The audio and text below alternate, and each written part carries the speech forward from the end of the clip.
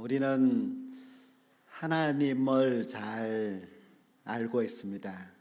하나님은 천지 만물을 창조하셨고, 또 구약 성경에 보면은 노아의 시대에 홍수로 세상을 심판하시고, 애굽에서 종살이하고 있는 이스라엘 백성들을 출애굽시키시고, 또 이스라엘 백성들을 위하여서 가나안 땅을 진멸하시고 그 땅을 차지하게 하시고, 이스라엘 백성들을 쭉 그렇게 이끌어 가시는 하나님의 모습을 우리가 성경을 통하여서 만나게 되었습니다.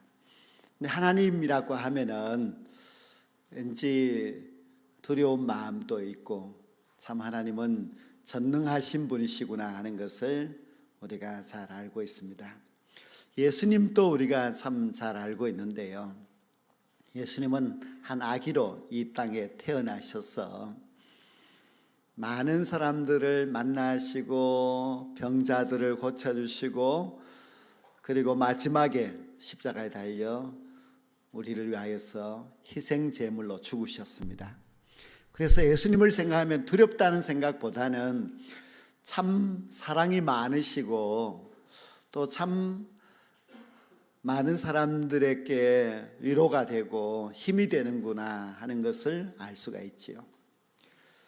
근데 이제 삼위일체 우리 하나님을 믿고 있는데, 성령 하나님은 잘 아십니까? 하고 물으면은, 성령은 비둘기와 같이 생기셨는지 아니면 불과 같으신 분이신지, 성령님에 대해서는 좀 뭔가 확실하게 우리가 설명하기가 어렵다는 그런 마음도 있습니다. 그러나 우리가 성령님을 가장 잘 알아야 합니다.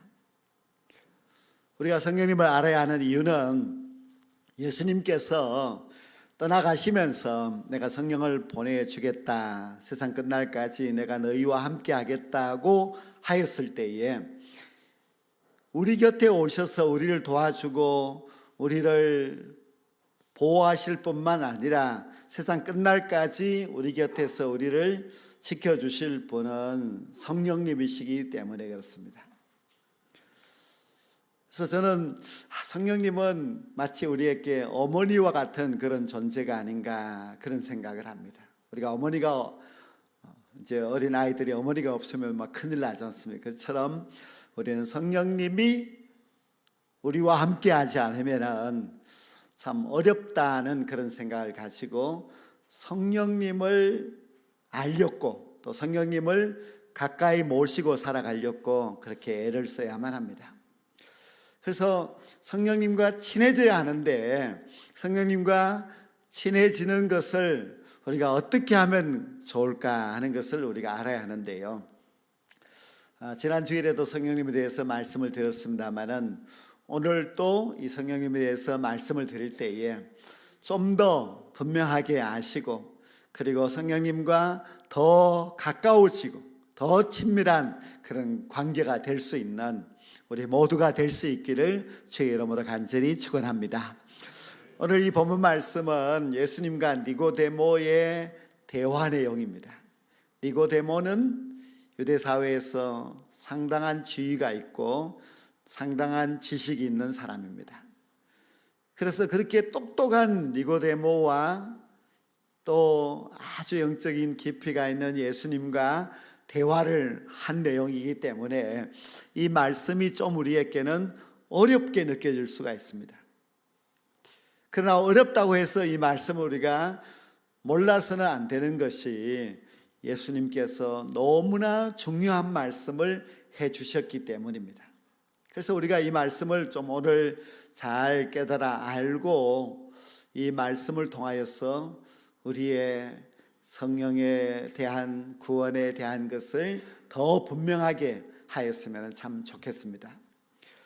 오늘 이 말씀을 보면 우리를 두렵게 하는 말씀이 있는데요, 그렇지만은 우리가 이 두려운 말씀까지도 우리가 잘 알고 그것에 대한 분명한 아는 정도가 아니라 또 결단과 체험이 있어야만 하는데요, 예수님이 첫 번째 말씀하시기를 진실로 진실로 내게 이르노니 사람이 거듭나지 아니하면 하나님의 나라를 볼 수 없느니라.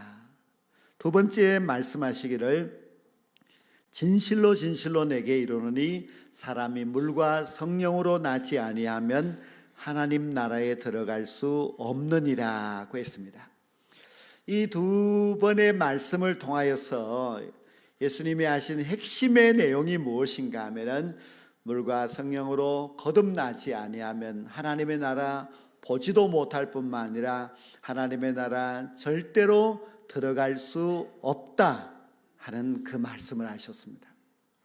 예수님이 하신 말씀이기 때문에 특히 예수님이 진실로 진실로라고 반복해서 하시는 말씀이기 때문에 이 말씀은 거짓이 없고 이 말씀은 상당히 중요한 말씀입니다. 우리의 신앙생활의 최고의 목표는 하나님의 나라에 들어가는 것입니다. 물론 많은 사람들에게 왜 예수를 믿습니까? 하고 물으면 마음의 평안을 얻으려고요 하지만은 물론 그것은 보너스로 얻는 것이고, 그러나 궁극적인 목표는 우리는 천국에 들어가야만 합니다. 그런데 천국에 들어가지 못한다 하는 이 말씀을 보면은 상당히 걱정이 됩니다. 누가 천국에 못 들어가느냐? 물과 성령으로 거듭나지 못한 사람들, 그들은 천국에 들어갈 수 없다고 했습니다. 우리가 이 내용이 아주 분명한 구원의 진리이기 때문에 어린 아이들 교회 학교에서도 이것을 가지고 찬양으로 만들어서 가르쳤습니다. 우리가 옛날부터 알고 있는 돈으로도 못 가요 하나님 나라, 지식으로도 못 가요 하나님 나라, 거듭나면 가는 나라 하나님 나라, 믿음으로 가는 나라 하나님 나라, 배슬로도 못 가고 어여뻐도 못 간다, 오직 믿음을 가지고서 거듭나야만이 하나님의 나라에 갈 수 있다, 그렇게 가르쳤습니다. 우리가 그렇게 가르치고 우리는 믿지 않았다면 우리의 신앙이 엉터리였겠지요. 우리 어린아이들도 다 알고 있는 거듭나야 갈 수 있는 하나님의 나라, 거기에 대해서 우리는 분명한 믿음이 있어야만 합니다. 그렇다면 거듭나는 것이 무엇이고 어떻게 해야만 거듭날 수 있느냐 하는 것을 알아야 하겠지요. 니고데모는 상당한 지식을 갖고 있는 사람이라도 깨닫지를 못했습니다. 그래서 니고데모가 예수님에게 나는 벌써 나이가 많아서 늙었는데 내가 어떻게 어머니의 뱃속에 다시 들어가서 다시 태어날 수 있겠습니까? 그건 불가능하다. 이것은 아주 인간적인 그런 생각과 방법을 가지고 말한 것입니다. 다시 태어나야 된다, 어머니의 뱃속에 들어가서 태어나야 되는 거 아닌가, 이런 생각을 한 것이죠. 근데 거듭난다고 하는 그 말은 위로부터 다시 태어난다는 뜻입니다. 그러면 위로부터, 어머니 뱃속이 아니고 위로부터 다시 태어나는 것이 무엇인가 하면은 그것은 바로 성령으로 다시 태어나는 겁니다. 우리가 어머니를 통하여서 첫 번째 탄생은 있었습니다. 그러나 우리가 다시 태어나는 것은 어머니와 상관없이 성령으로부터 다시 태어나는 것인데요, 원래 우리는 육에 속한 사람으로서 성령으로 거듭나지 못한 옛사람이 있었습니다. 그러나 이제는 성령의 임재하심을 통하여서 거듭남으로 말미암아 새 사람이 되어서 영의 사람이 되는 것, 이것이 바로 성령으로 거듭나는 것입니다. 그 위로부터 다시 태어나는 것, 그것이 바로 거듭남의 삶입니다. 우리가 육신의 출생도 어머니로부터 단 한 번 태어나게 되지 또 태어나고 하는 법이 없는 것처럼 우리가 성령으로 거듭나는 것도 한 번 일어나는 그런 일입니다. 그래서 우리가 거듭남에 대해서 확신이 없어서 자꾸만 거듭나게 해달라고 하나님 앞에 기도하는 것은 옳지 않습니다. 우리 한번 거듭나게 되면은 그것은 일생 동안 가는 것입니다. 근데 우리가 가장 궁금한 것은 거듭나야 한다고 말씀하셨는데 내가 과연 거듭났는가? 내가 거듭나지 못했다면 어떻게 해서 거듭날 수 있는가 하는 문제입니다. 그런데 예수님께서 거듭남에 대하여서 설명을 하시면서 8절 말씀에서 이렇게 말씀해 주셨습니다. 바람이 임의로 불매 내가 그 소리를 들어도 어디서 와서 어디로 가는지 알지 못하나니 성령으로 난 사람도 다 그러하니라고 했습니다. 바람이라고 하는 이 단어가 매우 중요한데요, 우리는 바람을 잘 압니다. 근데 우리가 바람을 보았느냐? 보지는 못했습니다. 그러나 바람이 있다는 것은 그 누구도 거부하지 못합니다. 바람이 있다는 것을 어떻게 알 수 있느냐? 바람이 불어서 나타나는 현상을 보고 바람이 있다고 말합니다. 예를 들어서 바람이 불어서 나무가지가 흔들리게 되면은 지금 바람이 불고 있구나. 또 바람이 세차게 불어서 막 뭔가를 날려보내고 하면은 태풍이 부는 거라 뭐 이렇게도 이제 이야기를 하지요. 아무튼 그 바람의 현상으로 우리가 바람을 인정하듯이 성령으로 난 사람도 역시 그 모양을 보면은 성령으로 거듭난 것인지를 알 수가 있습니다. 그 모양이라고 하는 것은 그 사람의 태도, 또 그 사람이 하는 말과 그런 모든 행동들을 보면은 저 사람이 성령으로 거듭났구나 하는 것을 알 수 있다는 겁니다. 제가 한 의사의 간증을 들었는데요, 이 사람은 어릴 때 가정이 불행했습니다. 결국 부모를 다 이제 떠나보내고 혼자 외롭게 자라면서 사람들의 권유를 받아서 교회를 다니게 되었습니다. 교회가 너무 좋았습니다. 왜냐하면 외로운 자기에게 교회는 밥도 주기도 하고 따뜻한 사랑도 주고 돌봐주었기 때문에 교회가 좋아서 교회를 계속 다녔고, 그리고 정년이 되어서 결혼도 하였습니다. 하지만 그의 마음속에 있는 그 어두움은 사라지지 않았습니다. 어릴 때부터 부모의 사랑을 받지 못하고 외롭게 자랐던 그 고독감은 교회를 다녀도 떨쳐버릴 수가 없어서 늘 쓸쓸한 모습으로 지나게 되어 결혼을 하여도 늘 어두운 그림자가 그를 덮고 있었습니다. 그러는 중에 교회에서 수련회가 있어서 참석을 하여서 그 수련회에서 성령 체험을 하게 됩니다. 즉 성령으로 거듭나게 된 것이죠. 그리고 나서 이 사람은 완전히 달라졌습니다. 그래서 이 사람은 많이 회개하고 자신의 그 어두움을 떨쳐버렸습니다.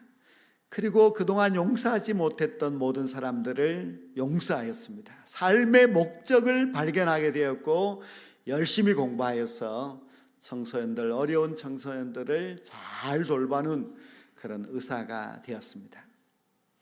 그의 나타나는 그 현상을 보면은 그가 성령으로 거듭났다는 것을 분명히 알 수가 있습니다.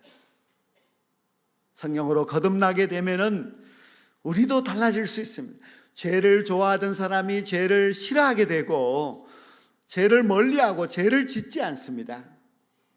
예배가 귀찮았던 사람도 성령으로 거듭나게 되면 예배를 사모하고 예배의 자리에서 늘 은혜가 있습니다. 우리가 바울 사도를 보면은 그가 거듭난 이후에 복음을 위하여서 자신의 전 생애를 바쳐서 충성하는 것을 볼 수가 있습니다. 성령으로 거듭난 사람은 그 삶의 모습으로 증거를 합니다. 근데 우리가 바람도 잔잔한 미풍도 있고 아주 강한 강풍도 있고 하듯이 성령으로 거듭난 사람들도 가만히 보면은 아주 미미한 그런 거듭남도 분명히 있습니다. 자기도 내가 거듭난 것이 맞는가 하고 의심이 될 정도로 뭔가 뚜렷하게 확 바뀌지 못하고 그러나 거듭난 사람들도 있지만은, 그러나 어떤 사람들은 아주 강력하게 태풍처럼 거듭나서 그 강력한 성령의 충만함으로 아주 뜨겁게 하나님을 위해서 헌신하는 그런 사람들도 있습니다. 우리가 바라기는 하나님 강력한 성령의 임재를 경험하고 내 생각, 내 삶 모든 것이 좀 확 바뀌어서 하나님 앞에서 확실한 사람으로, 충성하는 사람으로 살아가게 해달라, 그렇게 기도하는 것이 참 필요하겠지요. 바람이 임의로 불매하였는데요, 바람이 임의로 불기 때문에 어디서 와도 어디로 가는지 알지 못한다, 성령으로 난 사람도 이제 그러하다고 했는데요, 많은 사람들이 자기가 거듭난 것을 좀 깨닫지 못하고 살아가는 사람들도 있습니다. 근데 이 거듭남이라고 하는 것이 바울 사도처럼 다메섹 도상에서 주님을 만나고 갑자기 거꾸러져서 확 바뀌는 그런 경험도 물론 있기도 하지만은, 그러나 더 많은 사람들은 아주 가랑비에 옷이 젖듯이 서서히 거듭나기도 합니다. 제가 어떤 사람 보니까요, 이 사람이 참 어릴 때 부모님 따라서 교회를 다니기는 했지만은 세상으로 나가서 방탕하게 그렇게 살기 시작하였습니다. 그러나 그 어머니가 자기를 위해서 기도하고 있다는 것이 늘 생각났고, 그리고 그것 때문에 마음에 괴로움은 있었습니다. 그런데 어느 날 그가 우연히 들었던 찬양이 그 마음속에 남았습니다. 그 찬양이 계속해서 생각이 나서 그 찬양을 찾아서 그 찬양을 부르는 중에 성령을 받았습니다. 그래서 통에 잡아가면서 회개하고 어머니께 돌아가서 다시 신앙을 찾고 신앙인이 되었는 그런 일도 있습니다. 그리고 어떤 한 사람은 어릴 때 이제 교회 다니면서 말씀을 들었습니다. 그 말씀이 씨앗 같아서 그의 마음속에 떨어져서 그것이 계속해서 자라서, 비록 나이가 이제 어른이 되었었지만은 그러나 그 말씀이 그를 거듭나게 해 주었습니다. 이렇게 급작스럽게 그러나 아주 서서히 거듭나는 것이 있는데, 그것은 마치 바람과 같아서 바람이 부는 것이 그저 임의로 불고 또 어디서 와도 어디로 가는지 알 수 없듯이 우리도 그렇게 거듭나기도 합니다.